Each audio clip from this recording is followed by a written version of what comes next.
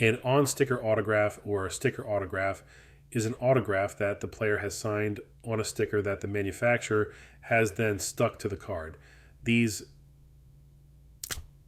cards are typically less desirable to collectors, although they are becoming the standard in newer product releases.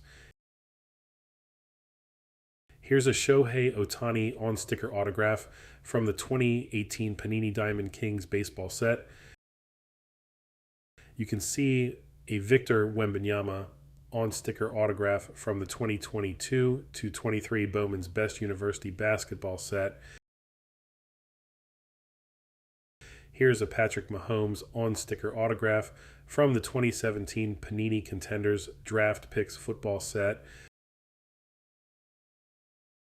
And a Kylian Mbappe on sticker autograph from the 2023 to 24 Panini Donruss soccer set.